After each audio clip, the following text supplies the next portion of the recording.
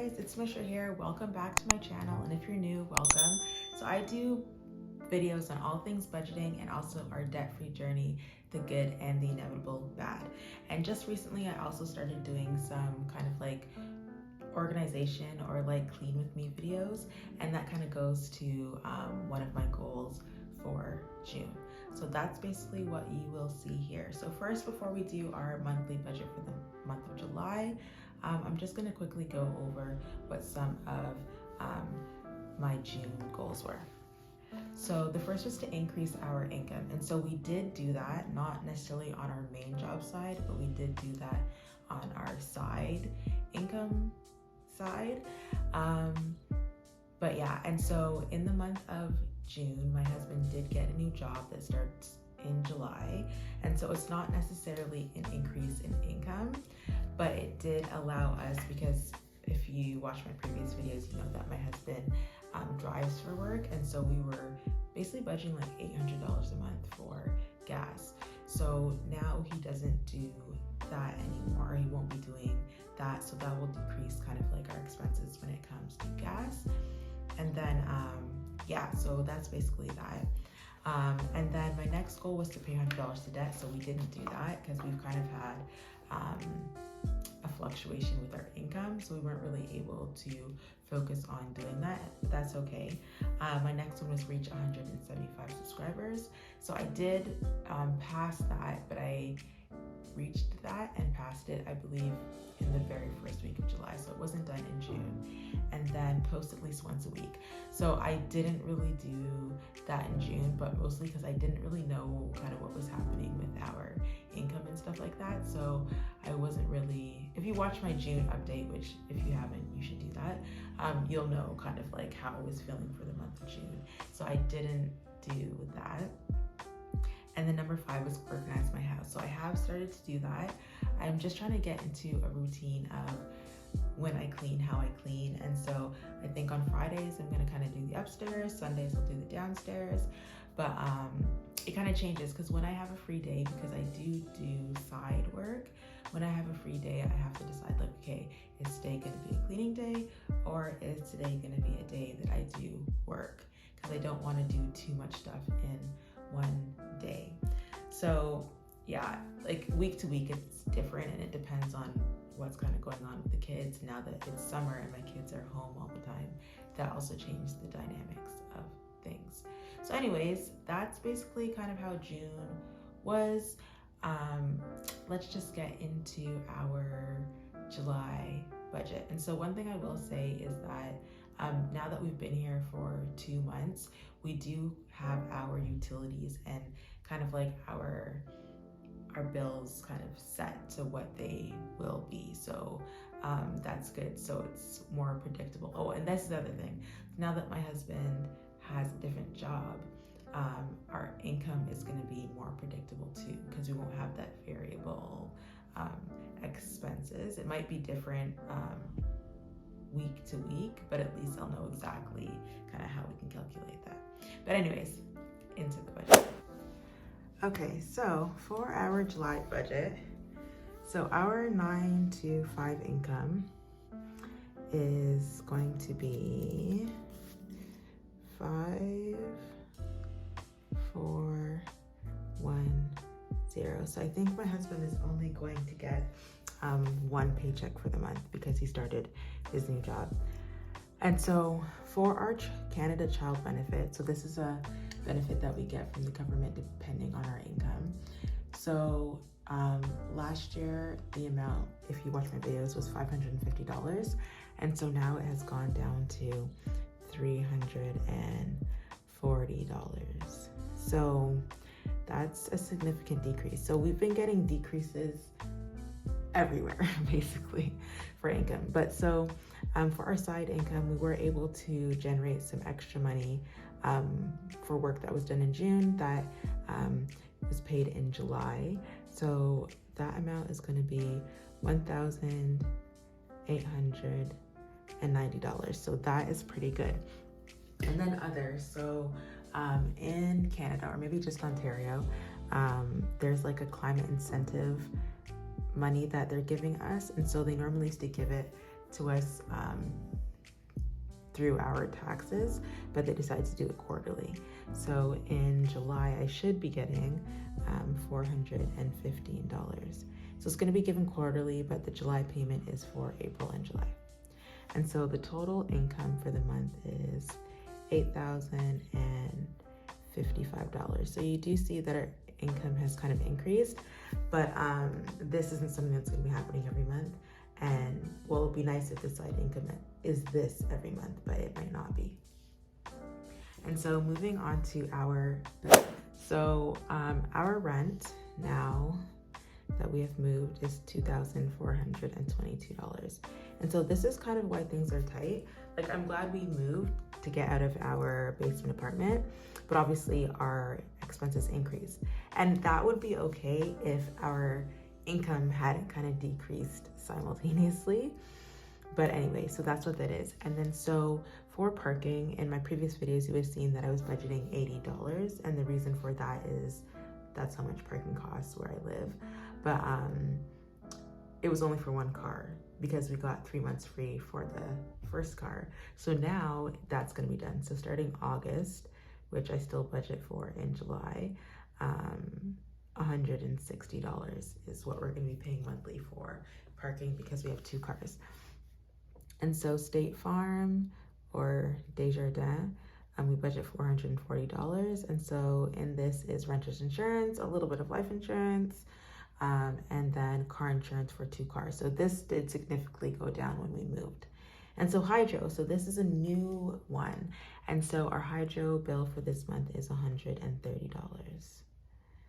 So it's just interesting now to be paying kind of like our own utilities and electricity. So we have electrical heating. I think even our hot water is electric. But anyway, so budget for that is $70. I haven't gotten our bill yet. And this actually isn't going to be due until I believe like the 1st or early in August. But it will come from money from July. So that's why this is what it was last month. So I'm just going to assume it's going to be similar, hopefully. TV and internet. So we only have TV because it came as part of the promotional package with the internet, or else we probably wouldn't, because we generally just watch like Netflix and stuff like that, Disney Plus. So we're gonna budget $108 because this is basically what it is every month. It doesn't change. And so for TELUS, which is our cell phone provider, yeah, so this is $253. I think it might be a little bit less than this going forward, but I was on a work trip in the US. So I did have my data, which they charge, I believe, $9 a day for that. And then so this is additional insurance for our family, $300. And then American Express. So this is where I have all of my subscriptions.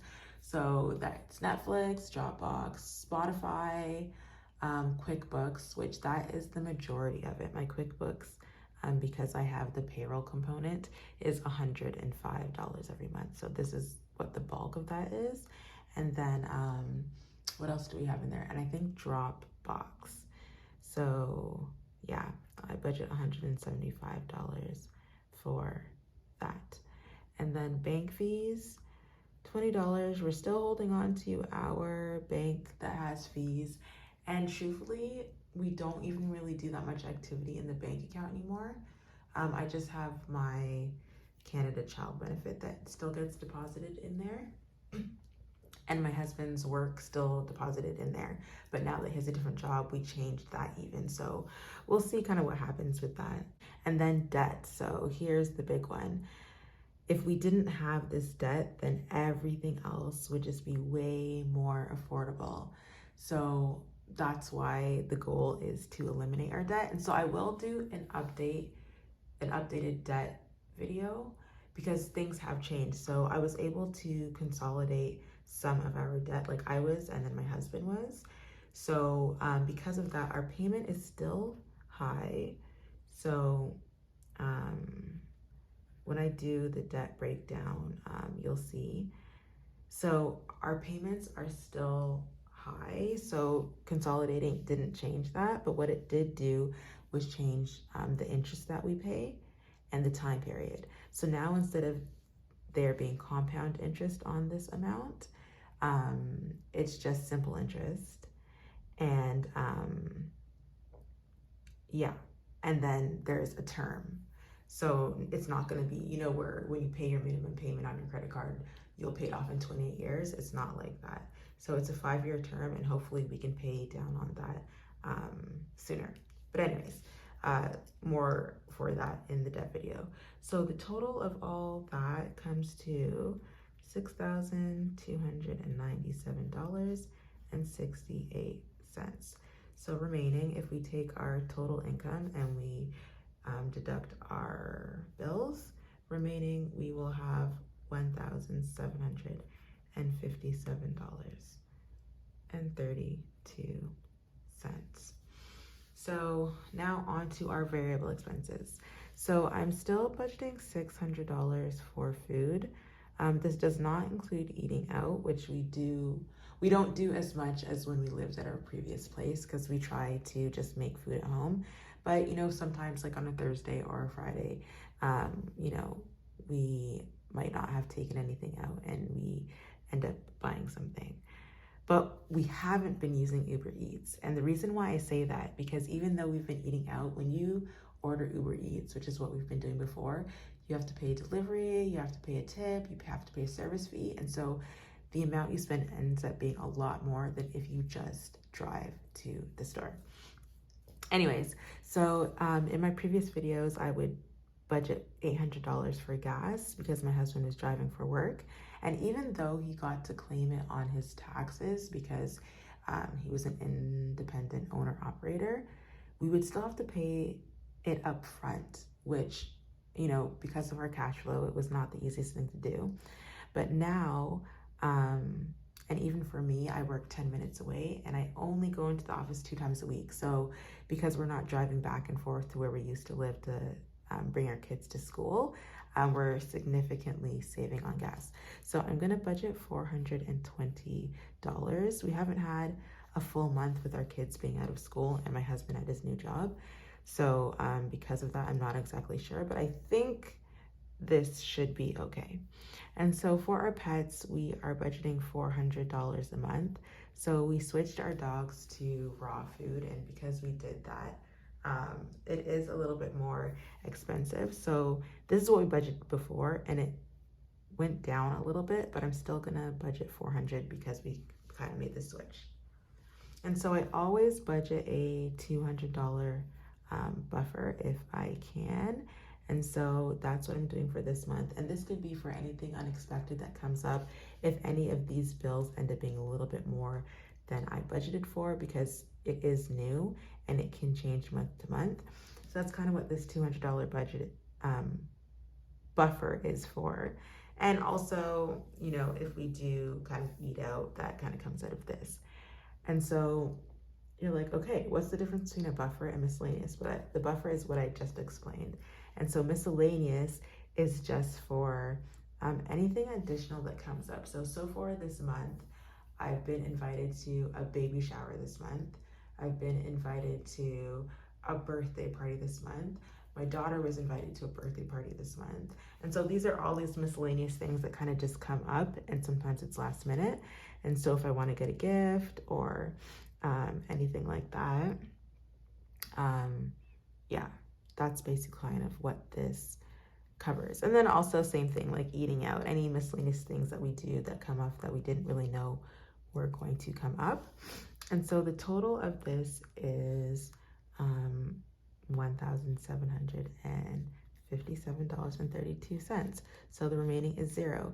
And so I like to budget down to $0. This doesn't necessarily mean that our bank account is always at $0, even though I'm not saying that it's not, but it doesn't mean that. It just means that you allocate all of your money for the month has somewhere to go.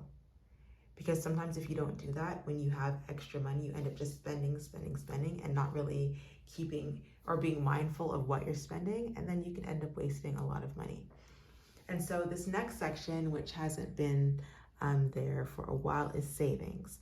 And so I haven't really been doing any savings per se, because, you know, I'm trying to pay off debt, and then because our expenses did increase and our income did decrease. But at the very minimum, I have been contributing to my RRSP, my Registered Retirement Savings Plan, at work, because they just started a matching program, and that was one of my goals in previous months. So I did do that. So I wanted to still track kind of that savings. So even though I'm not putting anything extra aside, I do kind of have this amount that comes off of my paycheck before anything is budgeted. And so I wanted to track that. So I started in March.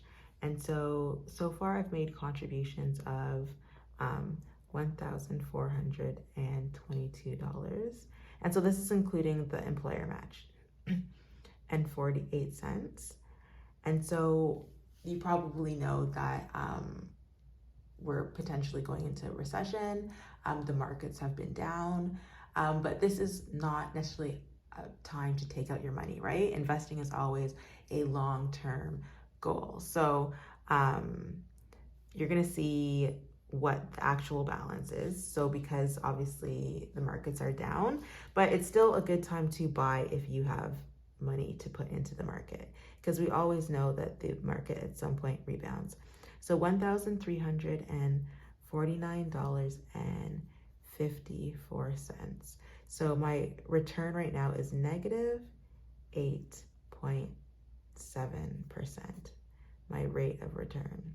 So it is not positive, but that's okay, because I am aware of what is happening with the economy, with the stock market, and I'm okay. And my investor profile right now is growth. So I know with that, there's higher risk, but I'm okay with that because this is in my retirement fund and this is for the long-term game. Anyways, so that is my budget for July. I hope you took something from it. And yeah, so if you haven't already, please subscribe to my channel, because I would like you to come along with my journey of paying off debt and kind of just getting to financial independence. And yeah, so like, subscribe, and I will see you in another video. Bye.